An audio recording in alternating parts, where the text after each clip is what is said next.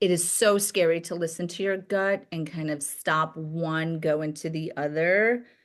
Maybe stop a 9 to 5, be an entrepreneur. That's a really good example of one, or go from here, pivot to here. It's very scary, but deep down, I feel like intuitively we know if it's appropriate, if it's right, if you're qualified, if you can do it. And that's just one thing that I've learned.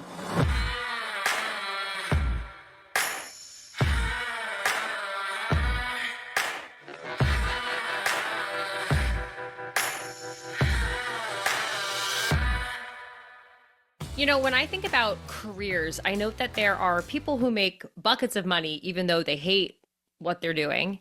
And then there's people who don't make as much money, but they love doing what they do.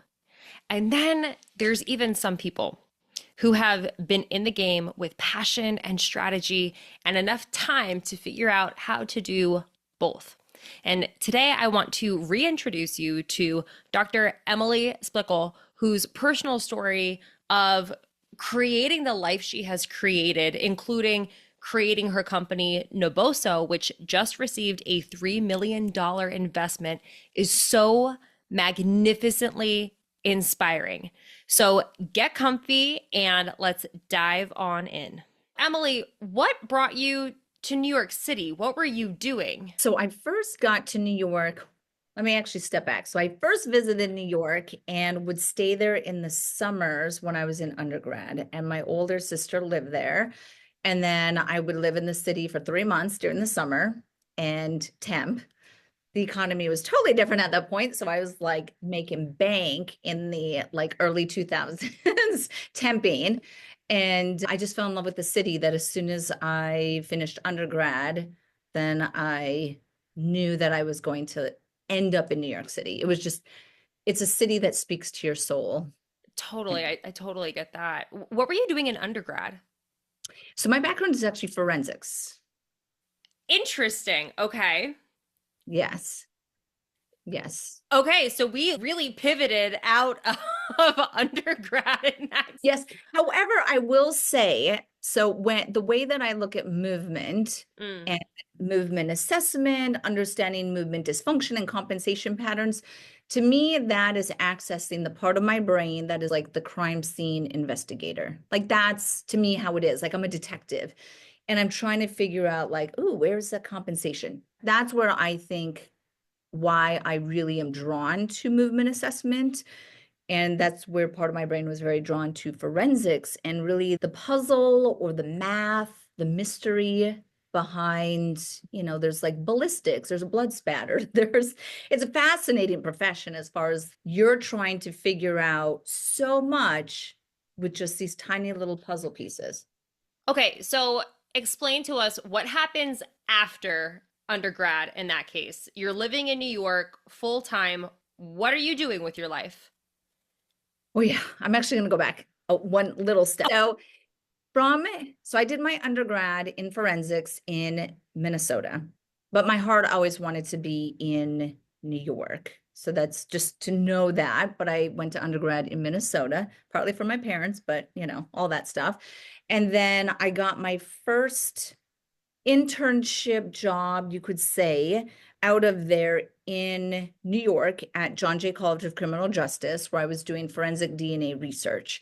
And I was working with little micro pipetters, and I was multiplying or duplicating DNA to then do research on. And it would be this long, tedious process. I'm in like a lab in this little coat, and like it's freezing, and like New York City Central Park is right there. And it'd be gorgeous summer. And I was like, and I'm sitting here micropipetting. And then at the end of that process, I remember there would be multiple times where it was like, contaminated. You contaminated the sample with your own DNA. And I was like, I can't even see my DNA. Like, how did I contaminate it? So it was just starting to break at my like infrastructure for this focus and really the other side of that profession, which is not the sexy CSI TV show, Mm, right? And so then I actually quit. I was like, I don't think I can do this. The city is there. New York City with all the beautiful Central Park. So I quit that and walked into a Crunch gym and said, I want to be a personal trainer. Didn't even know Okay, what. I have to pause it. So, those of you who are listening, can you already tell like why this is about to be an incredible fucking story? So you go into crunch. Go Yep. Yeah. And for anyone from New York may remember that there was a crunch on 42nd and 11th. Highly annoying because it's on 11th Avenue. But went to that crunch and I was like, I want to be a personal trainer. The training manager looked me up and down and was like, you're hired. And I was like, don't think that's a qualification, but okay. There we are. Right, very 2000 to be like, you look the part, you're hired. So then I was really shifting away from this forensics, pushing into fitness and all of the complexity of understanding personal training and clients canceling on you last minute. And it was a very challenging aspect of my adulthood, my young adulthood, living on my own financially. So then I took a spinning class and I was like, oh my God, this is fun. And I got sucked into teaching indoor cycling. And I saw that I was like, ooh, there is better job security teaching classes because if no one shows up, you still get paid. If my trainer or if my client doesn't show up, I might not get paid, right? So I was starting to, how do I navigate this for a financial stability? Boom, shifted towards group X, did 20 to 30 classes a week, as you know, from your background in group exercise. And So much. I started to get hurt and my body was breaking down because my background is 13 years as a competitive gymnast. My body was beat up from the age of 6. So then I'm going into group X and doing like cycling and just overloading it. And I was like, I don't have longevity in this profession if my body is my means of making money. That's really where I was at. So I was like, I have to start looking at graduate school, but I know that fitness feeds my soul. So what do I do, right? How do I balance both of these? So I looked at medical schools and the only school, so I had two requirements. Two requirements as I looked at graduate school. I had to be able to still do fitness and I had to be able to stay in New York City. Mm. The requirements. There was one school that matched it, podiatry school. That was the only one. Yes. So it's like, guess what, world? I'm going to be a podiatrist. Did you fully know what that even entailed at that point in time? Not at all. Okay. All right, go Yep. on. Okay. And so I remember starting and I'm like touring the clinic and people are like cutting really thick toenails and debriding calluses. And I'm like, oh God, what am I doing? What am I doing? Right. But I was just like, I have to be able to do these two things over here. Mm. Fitness, New York City, we're feeding my soul. How do I do this? So going through podiatry school, learning, I kept training the whole time and teaching classes. So I started learning things from the teachers about plantar fasciitis, Achilles tendonitis, where I'm like, okay, I kind of, maybe my client mentioned that at some point. Then I was getting exercise recommendations from my teachers. Mm. And I don't think that's the full story. So I started to actually question what I was being told in podiatry school. And I was like, that's very one-sided or very narrow-minded of what is being recommended to these patients. Because over here, I had this fitness movement background. Even footwear recommendations was New Balance. That was it. That's it. New Balance because they pay the American Podiatric Medical Association. So they're like, so I was like, I don't know. It started to conflict internally. So long story short of this is that I graduate podiatry school. Mind you, I've been in fitness now almost 10 years. And I was like, I've been in fitness for 10 years. What can I show for myself? Mm. I have to show something for myself that I've been in this profession for 10 years. So I came up with my stiletto workout, which is called Catwalk Confidence. And I created some DVDs and this program. And So who did you teach to walk in high heels on national TV? Oprah. So that was one of my claims to fame. But so I'm over here and I create these workouts. So I create Catwalk Confidence and Stiletto Recovery. Now, the message under these workouts was they were barefoot workouts and they were posture workouts. They were almost like a vertical Pilates, Mm. is where I started to gravitate towards in the latter part of these 10 years. Started to shape that. It was all about foot recovery, toe spacers, stretch your ankles, open up the front of your hip. A lot of what I'm still saying, it was just packaged in a way that in 2008, 9, those years, that was very Sex in the City still, right? And I'm in New York. So that's where I was like, hey, this fits the time and the trends and the pop culture, you could say, the fashion aspect of those years. So it took off. And Town Sports International picked it up, Crunch had it. I did so many media outlets because they're like, podiatrist endorses high heels. And it was very polarizing for media.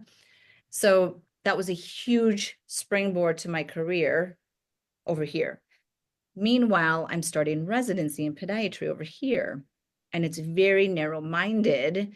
And I'm having to do surgery, and I'm looking at the foot disconnected from the rest of the human. And I'm like, I can't do that. That's not resonating with how I understand the body works. Remember, I had this over here. So here's my residency. I quit. I Okay. I quit my residency. Do not recommend that to any of the listeners, but I quit my residency and I shifted and I pushed into this brand. I hired a publicist. I actually started traveling and doing PR and media and TV shows and working for different brands. That's when I was on Oprah. Like, it was all within this side over here around 2010. That's kind of when that was. But at the same time, I'm like, hey, I need longevity. So there's this Mm. rational side of my brain. So I go back to school and I get my master's in human movement. And then I was like, that's my glue. Mm. Here's fitness, here's podiatry. The glue is going to be my master's in human movement. I'm over here doing my catwalk brand. All of a sudden, Born to Run launches and Mm. the running boom and Five Fingers. And I'm like, oh, this is very limited. This is so niche. I can help people that are not just those that love heels over here. So within the fitness space, people started talking about minimal shoes and recommending shoes. And I started presenting on the teachers, like the presentation circuit. And I was like, if anyone is talking about shoes, feet, and fitness, by golly, it should be the podiatrist who's been in Absolutely. for years. So I was like, boom. I'm like, that's mine. And I put all my focus towards that. And so I was still doing my master's at this time. I focused my entire master's around barefoot science and going deep into the neurology of the foot and how it activates the brain and like all this very deep stuff that has now shaped my career. But I really put a focus on that. And then I launched my education company and what's called the Barefoot Training Specialist Certification. Because I was like, if we're talking about this space, I'm going to create a credential for it. And then I that's where I love that. And you created it for yourself. I think that is one of the most incredible things to hear, because I think so much of the time people almost limit what is possible for them because they're like, "Oh, well, this isn't something in the space. Just go create it for yourself. You can do that." create it. Yep, 100%. And I did lean a little bit on the degree where it was a little, well, I'm a doctor, so therefore, and I don't want that to limit any of the listeners, but really look at your credentials, your background, your experience, your niche, the consistency of who you are and who you train. And similar to what you do with kettlebells, is like you're owning a category, right? And Mm. then just really push into that. And that's where I used the podiatry on the back end, but I also use the podiatry to say, this is the way I'm going to come into the space. Me, because there's other barefoot workouts and barefoot methods. And I say, I'm not competing with them. I'm in this. I'm the expertise and the knowledge. I'm going to give you the science. And then over here, this side of barefoot movement and barefoot running, like that can mesh, complement, reinforce, elevate each other, but we're not trying to compete. And so that was very interesting going into the space because there was a lot of that going into the industry. People did feel threatened by how I was coming in. And then eventually it all leveled out and everyone figured out that together we actually elevate industries. We don't, you can't squash each other. Let's just elevate the whole industry together collectively. Do you think that takes a level of like time or maturity in a space or as a person? 100%, because it is natural to feel initially threatened a little bit, right? Because especially when you're new to something, at that time, I did not have a lot of public speaking or presenting experience. So I still had a lot of self-doubt on that, of just my style, my voice, my qualification. Am I qualified? Yeah, I'm a doctor, but am I really qualified to be here? That's Same. crazy. You know, hearing your story and just knowing this is where you were at, I can't imagine anybody who would have been more qualified than you at this point. So to hear that even somebody like you could have those doubts it's kind of nice. It's kind of nice to hear that, that might be something going on in a lot of people's heads. And in that case, you still got to try, Mhm. right? Yeah, 100%, especially if you are. The funny thing is that I was always kind of led to these different decisions in my life by intuition. Mm. And it is so scary to listen to your gut and kind of stop one, go into the other. Maybe stop a 9 to 5, be an entrepreneur. That's a really good example of one, or go from here, pivot to here. It's very scary, but deep down, I feel like intuitively we know if it's appropriate, if it's right, if you're qualified, if you can do it. And that's just one thing that I've learned on it. And then you honestly just have to, like, I don't know, pull big girl pants and, and do it a little bit, honestly, with everything. And just here we're doing it, like one foot in front of the other. And that's just what I've had to, like, it's happening. Like my feet are moving. Okay, so you become an expert in this space. And then what happens next? Because we have this huge product line now. So how do we go from there to where you currently are? Yeah. So in the fitness industry, fitness and strength and conditioning. So those are both where I'm really pushing into, or I have historically over the last decade. That then an important part of that is I got my master's. Okay, I'm pushing into this education company, but I still have to get licensed as a podiatrist. I still need to finish the step. So a really important part of that is that I did have to go back to residency and Mm. play the game. This is the other part where I find some people will say, I don't believe that, I'm not going to do it. That doesn't fit with what I'm doing. Where I was like, this is like a game. I'm playing chess. Like I need to go through the motions. Mind you, it's several years of motions to get licensed. I need to pass board exams and answer them in the way that I know they want me to answer them, right? We're just playing chess here, right? And then, okay, now I'm licensed. Okay, I'm here. Now, what do I really want to do with this degree, right? So I did that, started practicing traditional podiatry, but my education company and this barefoot training specialist certification started taking off. And then the internet, Facebook, social media was pivotal in growing my career, where people on Facebook would follow content that I'm doing, other professionals, and I got invited to Hong Kong, then Singapore, then Malaysia, then China, then wherever it was. And I would say yes to all of them. Mm. And I just knew that a big part of me was like, I spent 13 years in school. I've been shackled. I've been shackled for 13 years, going to school and studying every holiday, residency. I missed everything because of having to be at the hospital or studying and all of that. I was like, okay, I'm free. I'm finally done with residency. I'm licensed. I have this. And I was like, I'm going to travel the world. And if I can do it teaching and spreading this message, then I was drawn towards the world is now essentially open to me. Mm. Push into it and embrace it. I don't think everyone is drawn towards that, but I was just like, yes, I want to see every country. Let's go. Endless nights on the plane. And then you realize the non-sexy part of it, where I'm like not in this country for 4 weeks straight. And I am in countries that they don't speak English and it's so lonely. And there's the other side that people don't see of what people are building. That Mm. is the sacrifices of the flights of what I did to build this message in this category. But as soon as I got on the stage or as soon as I got in front of the group of professionals, I was like, this is where I'm supposed to be.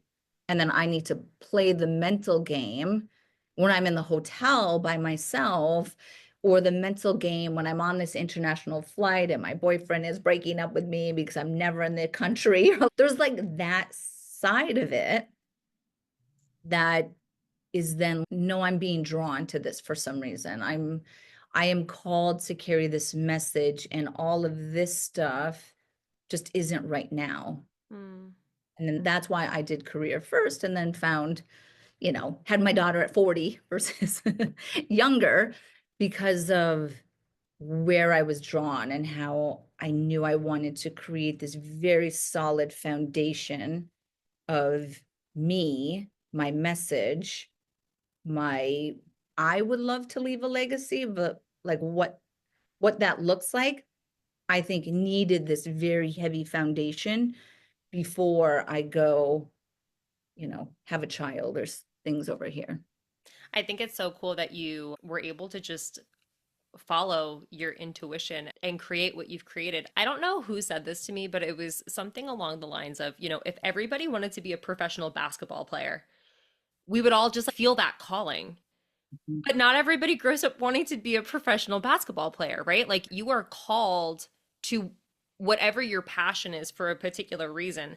And I think it's so interesting how you found podiatry and why you went that route. But to see that, you know, I think the universe really was like, Emily, we need you here. So the only way we're going to get you here is by, you giving these two requirements, forcing you kind of into podiatry so that you could be in New York and still have your fitness.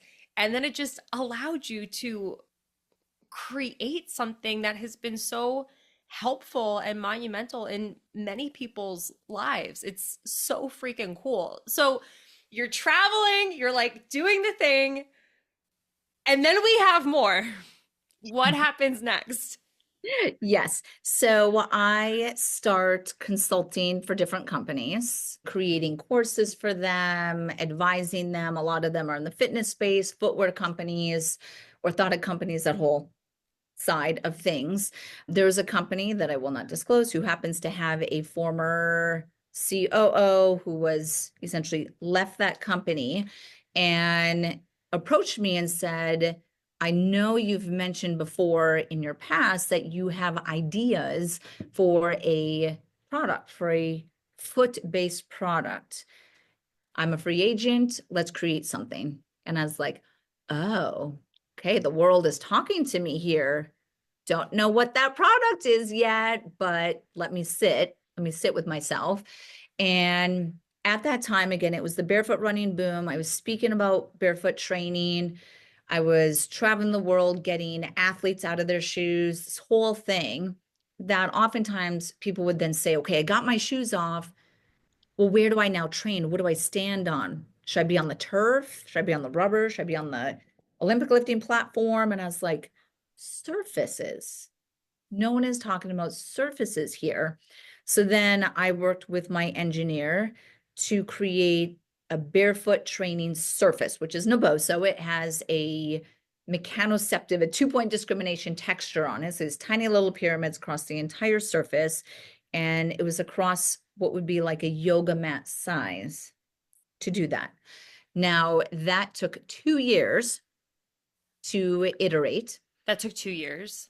2 years to iterate, to figure out the materials, to figure out the pattern, to test, well, how do you make these tiny little pyramids stay? Like what material, how do What is you it? I have those. I don't really know what it is. They feel amazing. use it? Are you ready to start building strength but feel overwhelmed by complicated workouts and influencers on social media? Foundations is your answer. If you're new to strength training and want a simple, effective way to get stronger, build muscle, and drop body fat, Foundations was designed just for you. What you'll need to get started are just 3 kettlebells. That's it. These 3 kettlebells are all you need to unlock your strength, start building muscle, and start seeing real results. There's no fancy moves, no complicated routines, just the basics that will help you to progress safely and confidently. What you'll get when you join: simple, proven exercises where you will master foundational movements like squats, deadlifts, and presses that will give you strength and confidence. A progressive training program, step-by-step video and written guidance to help you improve no matter where you are starting from. A safe, effective training routine. You'll get to focus on form and build a body that's strong from the inside out. And the best part, it's DIY. You can start right away, no waiting around. You just buy the program today and you get to start building strength from the comfort of your home. You don't need to be fancy to get strong. You just need a solid foundation and the right approach. Foundations is perfect for the woman who is new to strength training and wants to take it at her own pace. She wants to feel empowered, she wants to feel strong, and she wants to feel more confident in her body. If you're ready to begin, visit www.colleenconlon.com for more details and grab your Foundations program today. Again, all you need are 3 kettlebells. I'll take care of the rest. Different blends of materials, but so on our mat is made of TPE, which is like the outsole of shoes, right? So it's like there's a rubber blend within it, right? But it's figuring out what is the mix of materials and the method behind injecting it. So a lot of these are injection molded. So imagine like a waffle iron in a sense, but these are such tiny little pyramids that you have your waffle iron. If you don't have enough pressure to push the material to the peak of the pyramid, and then you have to slowly take it out of the tool so you don't smudge one of the pyramids, right? So it's like this whole process of, okay, this is a lot, right? What's the hardness? That literally took 2 years. And then when we eventually got close enough to what I wanted, I ran out of money. And I remember there is this woman who all of us owe everything to. I mean, I do, but for the lives that she's impacted through it, who I used to run these barefoot strong summits, and I would get professionals from all across the world, and we would speak about the space of like natural movement. Professionals, and it was one of the years that I was doing it, 2016, I believe, was one of the summits. And everyone's like, where's this mat? Where's this barefoot training mat? Like I was starting to like talk about that. I'm working on this, right? And coming soon. And then people are like, oh my gosh, I thought it was going to be at the summit. And I was like, I ran out of money. And I like had a room of 100 people and they're like, so under my program certified. And I was just like, I don't know what to say, right? And then she got her husband and they invested $100,000. And then it funded the first production run, done. And I am so not a person to ask for money. I do not ask my parents for money in any way, which is very hard for raising money when you don't ask for money. But I was just like very open to the vulnerability of, I really think that this could be something. And I just ran out of money, right? And that people were then like, I believe in what you're doing. I know you can figure this out. Like they were not investing in Noboso. They were investing in me. And that, oh my gosh, like to me, I was like, my parents don't even make $100,000 in a year. Like I didn't grow up that way. That I was like, oh my God. I was like, I cannot fail these people. They gave me this money. And I still feel that way now. I mean, we just closed a 3 million round and we've raised close to 5 million total since Noboso, but I'm every single one of those people. I'm like, I carry that weight, and I am like doing everything in my power to make this succeed, not for like my payout, but for all the people that have backed it in the beginning. That's a heavy burden. It's incredible that all of these people believed so much in you and wanted to see you succeed that, you know, this is the outcome from that. So, is it fair to assume that initially it was all of your own personal money that went into this? Yeah, so I put all my savings at that time in it. Was that scary? Yes, but I just also felt drawn to it. It was similar to I don't know, somehow I'm supposed to go to podiatry school. Here I right? Where I'm just like, no, I think that because I was so integrated in the research and seeing that there was a void, and I was reading textured research. So it was all around textured insoles, but like texture, and then seeing benefit. And I was like, why is all of this research done, like dozens, supporting this potential benefit of texture to the nervous system of feet and movement and athletic performance and all of that? I'm like, no one is doing anything with it. Like I just felt like I was drawn to it, that it was my responsibility. It kind of seems like the universe was putting all of this out, waiting for you to be the one to create it. Yeah, Does it feel that way?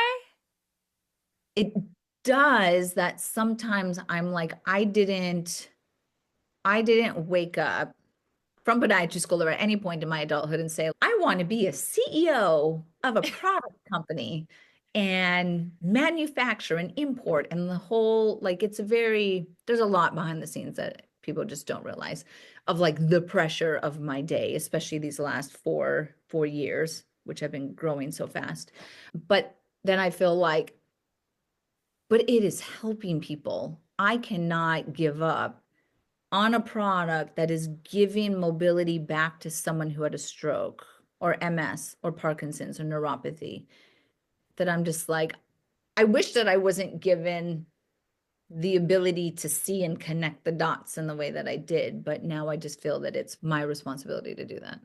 And I would assume there is a passion. It's a really big responsibility to take all of this on and feel that kind of pressure, but I would imagine even with the behind the scenes stuff that's really challenging. This is so much more feeding of your heart and your soul than it ever was being behind that microscope with DNA samples, right? Yeah, 100%. And I think that what is really important for me, which goes into what you were saying, is the aspect of growing Noboso and inventing these different products and helping people. What still feeds my soul the most is educating Hmm. and furthering knowledge and empowering people through knowledge.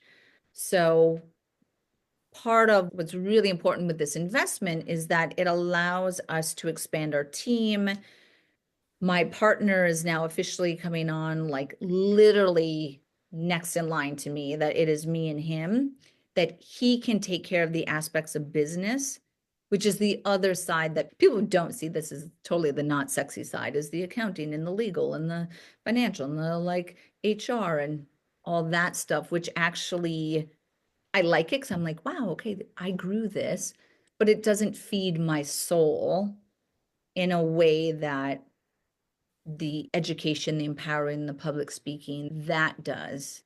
And that's where he has essentially said, I am here to take this off your plate so you can push into this, because that's also the way my brain works, is this way. Hmm. So going from teaching spin classes to literally being the person who is helping people have healthier, more thriving movement patterns to enjoy their lives. What would you say that the biggest reward has been? I think hearing the stories of the people that it is helping. Mm, Those to me are the most rewarding. course, helping athletes. It's fun. To have the professional athletes using the products, that is fun. But when it's truly like quality of life, to me, that's just completely different, right? Our products are used a lot with people who have spinal cord injuries, and they will share a lot of the stuff on social media of people who have had like car accidents and injured their spine, and then they're rehabbing and they're using our sticks and our socks and our different things. And then hearing the therapist feedback that they will share and then seeing the video is just, it's so moving, because that's the powerful side. And that's where I want the legacy to be left, is that people understand that texture is a powerful form of a neurosensory stimulus, right? Hmm. And what it could do to the brain, to movement, to body control. But then just the whole category of neurosensory stimulus, vibration, weight, compression, like we're in that whole category. For people to just see the power of it, it seems so simple, but it's very powerful to the nervous system and how it can help things like movement. I have two more questions for you before we start to wrap things up over here on the Dangerous Women podcast. I'm just so grateful that you have been here to share this story because I mean, personally, and everybody listening, I started in group fitness myself. So to hear what is possible, I truly think it's really incredible. Thank you. Emily, what would your current self tell younger you? Great question. Let me pause for a moment on that. And it can be any younger version of yourself. Yeah, I honestly, I would say that a lot of it is kind of doubts on just like so how I first went into it, teaching at the conferences, and a little bit of me was, do I really have the qualification to be the person on the stage? Right? Sure, 10 years, but there's still like the doubts on that. When I first started Noboso and we were doing some of our initial fundraising, I would feel very much, I didn't go to business school. Like I'm just a doctor. And I'm like, I didn't go to business school, which it sounds silly saying it. However, I've been told that. And it is very difficult to then quiet that voice and then to keep focused on where you know you are magnetically being drawn towards. I remember presenting to a angel group. So, and it was a lot of these individuals are men. So there's always that slight element to it of a Mm. female male dynamic. I don't like to say that's the only reason for things, because some people go all the way down that rabbit hole of female entrepreneurs and they only work with female entrepreneurs. And I just think everyone should have a level playing field, but there's a little bit of subconscious biases, I think, in people, especially in business and medicine. So I remember presenting to this angel group, and it was primarily men and stuff like that. But I presented, and then one of them, the head of the angel group, was, okay, whatever, thanks for your time, blah, blah, blah. We're not interested. And he was like, I just think you're just a doctor. You're not a CEO. And it crushed me. Oh my God. Even like right now, I'm getting emotional to it. And I hung up. It was a virtual thing. And I hung up. I just bawled because I was just like, no, I'm supposed to do this. I'm drawn to this. And I'm being called this. And even advisors would just be like, you're not a CEO. Sure, you're like the founder of the company, but you are not a CEO. And I've heard that over and over again. And it just gets to you a little bit. That part of what I had to do is then take a step back and just kind of embrace the vulnerability of it and be like, you're right, I'm not. I haven't been a CEO like this before. Let me have some openness to my team. Let me pass trust and autonomy to my team members. Let me listen, assess, then make more slow, calculated decisions off of the team. And it's very different. And that's where I was like, I did not wake up wanting to be a CEO. So if I'm a shitty CEO, I didn't want this job. I invented something. I didn't want this job, right? But then it's no, you know what? No, I want to do this. I want to see where this company goes. When the investors came in, one of my team members was like, "Okay, well, you're going to replace Emily as CEO. Are you going to want in like an experienced CEO?" And they're like, "No, we trust what she can do with this company." Like, oh, makes me so emotional because just trying to do the best that you can, you know? Yeah, so for the listeners, the women, just you have to quiet these naysayers or spin it, open yourself to some of that vulnerability, see how you can learn, take ownership of where you don't know or where you fucked up because you didn't know, and then try to grow and just kind of keep pushing to where you're magnetically drawn. You make me feel emotional just like hearing you say that because, Emily, you were a fucking group fitness instructor at Crunch who decided, well, I guess I'll just go become a doctor.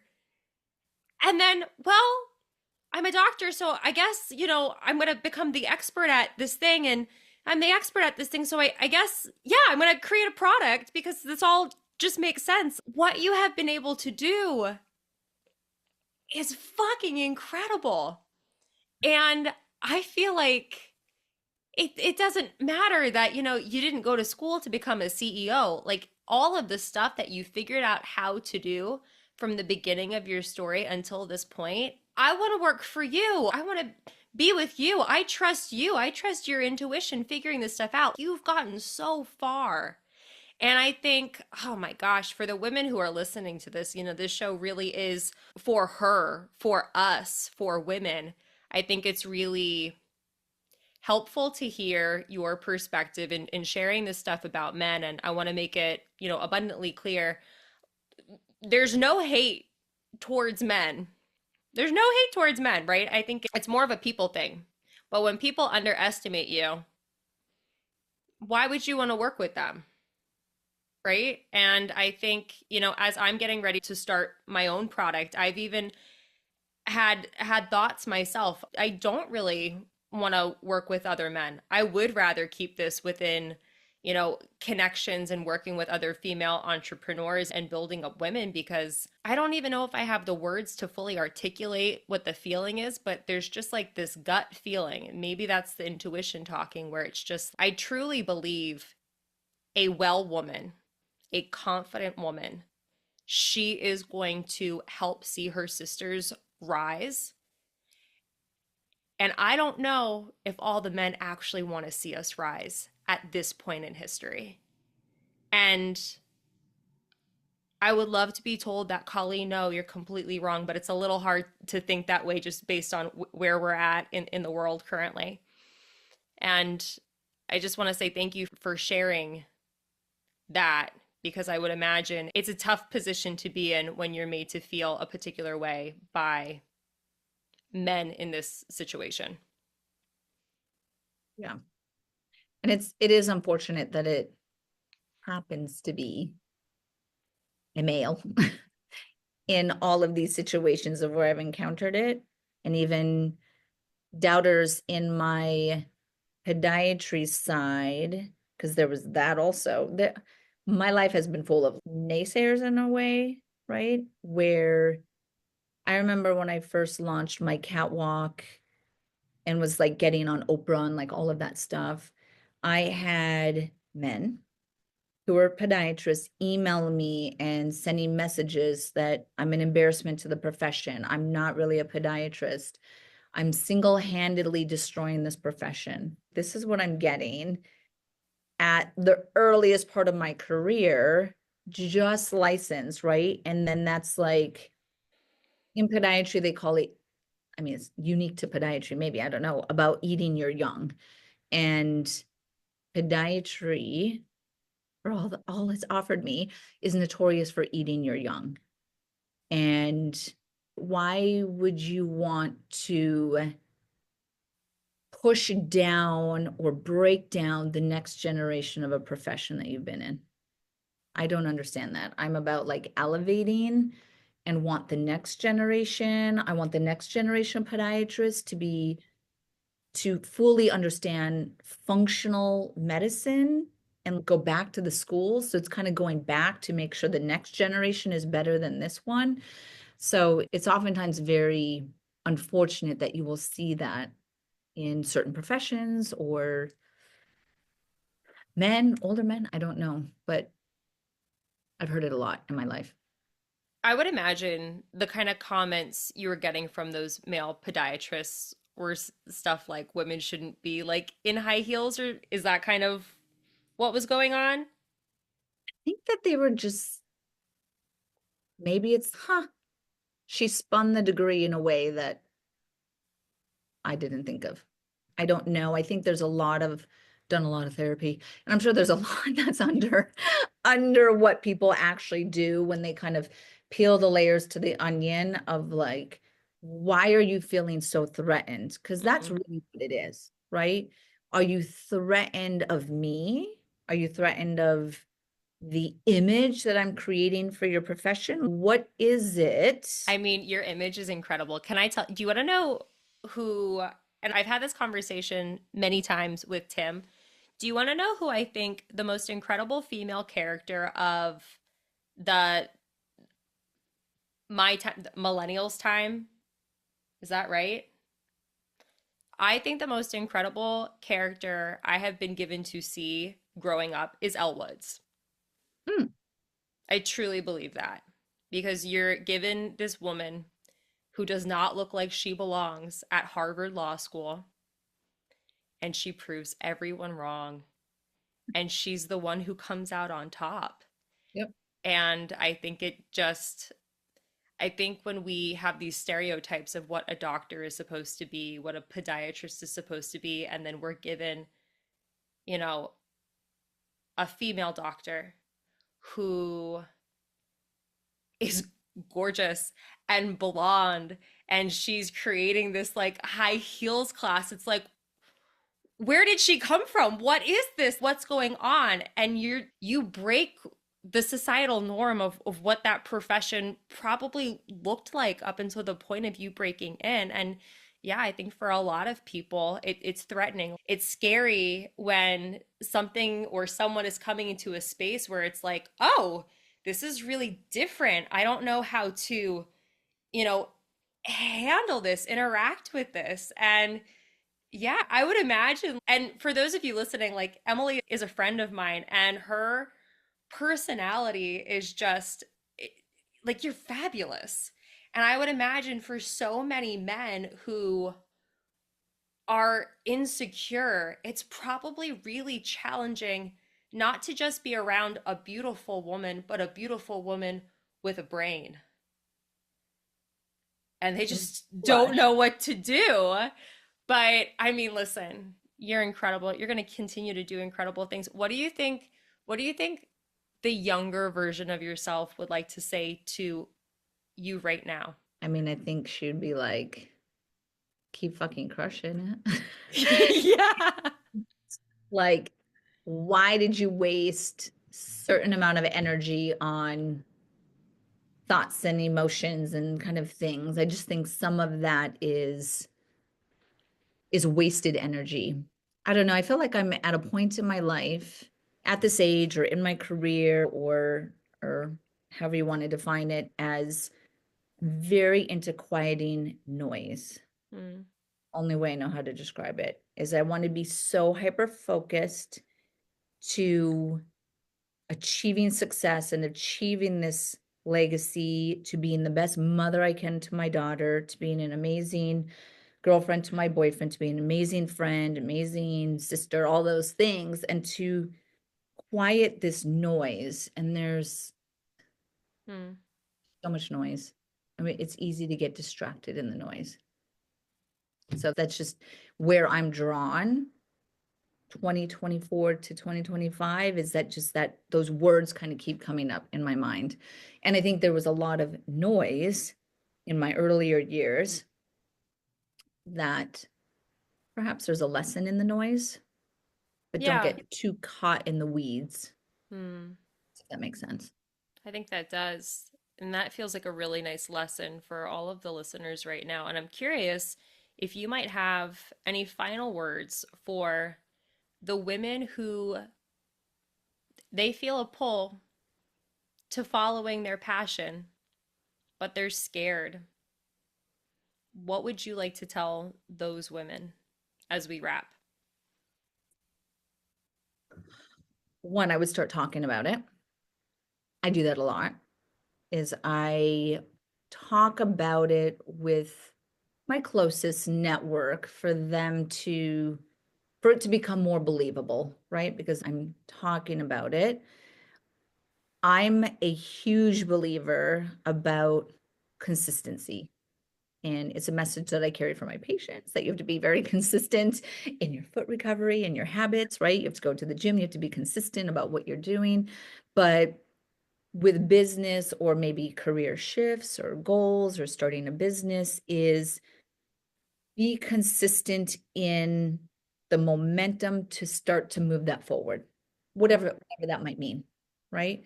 Is it being consistent in creating content so you have this strong following that when you launch something, you have this pre-established momentum of people who are listening or looking at what you're doing and they respect you. I do everything out of integrity and respect. That's where I want to sleep at night. I want to stand 100% behind my products. My name is behind this, that whatever people are creating is, if it feels authentic, think about that consistency. What are you doing every day?